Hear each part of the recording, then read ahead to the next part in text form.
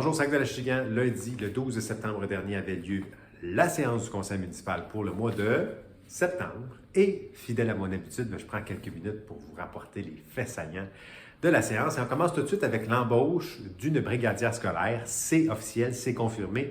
Pour ceux qui étaient à l'école ce matin, au bas abord de l'école primaire, le 19 septembre au matin, la brigadière était là. Manon, prenez le temps de la saluer. C'est vraiment un plus pour nous tout petits pour traverser de façon sécuritaire la rue Wilfrid Loca. Donc, bienvenue à Manon dans la formidable équipe de la municipalité de Saint-Roch-de-la-Chigan. Également, il y a eu un contrat pour la téléphonie municipale. On a changé de fournisseur téléphonique. Vous le connaissez certainement, mais le réseau Luciole, qui a été mis sur pied par la MRC de Montcalm, offrait des tarifs assez avantageux là, pour notre municipalité. Donc, on a fait simplement le changement. On va sauver près d'une centaine de dollars par mois. Donc, on a changé le système de téléphonie municipale. Et Luciole vise, dans le fond, à répondre au branchement à Internet haute vitesse de toutes les zones qui n'ont pas accès à Internet résidentiel. Donc, allez les voir sur le site web. Peut-être que ça va répondre à vos besoins puis à un tarif compétitif.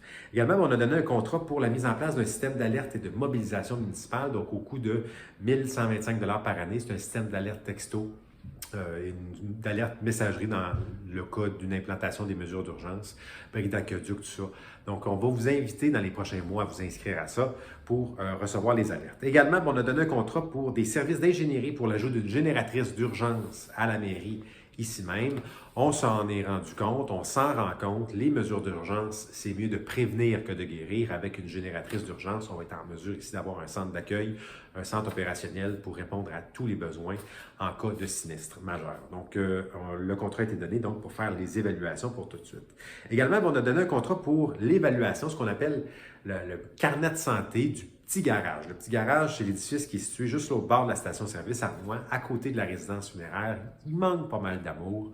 Donc, on a décidé de mettre à jour l'édifice de ce côté-là. Également, on a donné un contrat pour l'achat d'installation d'une clôture au Parc des Pignons.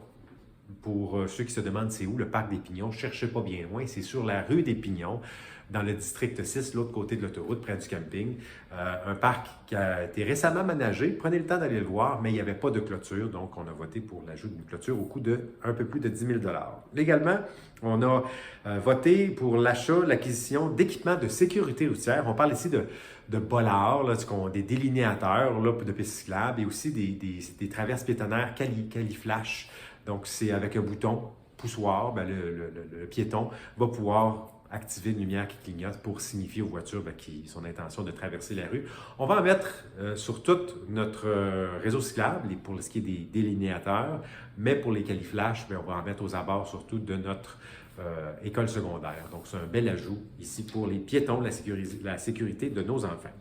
Également, on a voté une résolution pour l'acquisition de 3 nouveaux radars pédagogiques qui vont s'implanter dans les prochains mois. Les radars pédagogiques, c'est le meilleur moyen pour sensibiliser sur la vitesse. On nous écrit souvent, nous les élus, pour nous dire que c'est un problème. Donc, on en ajoute 3.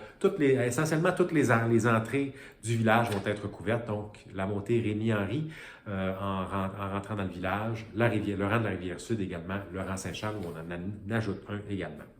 Deuxièmement, on a demandé également, on prépare tranquillement la fête des bénévoles qui aura lieu le 1er octobre prochain. C'est un grand événement ça, pour souligner toute la contribution de nos bénévoles ici à Saint-Roch-de-la-Chigan. Donc, c'est un rendez-vous le 1er octobre. Vous allez recevoir le carton d'invitation très bientôt.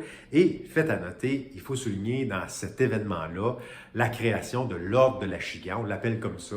C'est une distinction, un prix hommage en quelque sorte à un citoyen qui s'est démarqué, un citoyen, une citoyenne de Saint-Roch-de-la-Chigan qui s'est démarqué pour l'ensemble de son implication, de son œuvre, de sa contribution au rayonnement de notre municipalité.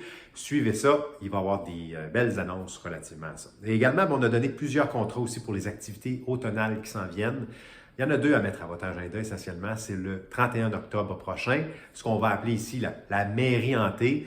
Passez, faire le détour pour venir chercher une poignée de bonbons ici à la mairie, ça va valoir la peine. Il va y avoir un beau petit parcours. Et également, le samedi 26 novembre prochain, c'est le retour de ce qu'on pourrait appeler notre traditionnelle cérémonie d'illumination du sapin de Noël. Donc, avec nul autre que le Père Noël en personne qui va venir récupérer les lettres de vos enfants. Donc, préparez ça tranquillement. C'est un rendez-vous. On s'y voit la même fin de semaine que le marché de Noël. Donc, voilà pour les activités dans lesquelles on a voté différents contrats et budgets. Également, finalement, On a adopté une résolution de reconnaissance pour la maison Oxygène Joliette, la Naudière et l'Assomption. La maison Oxygène, c'est un centre de ressources pour les papas qui vivent des difficultés, qui ont besoin d'aide.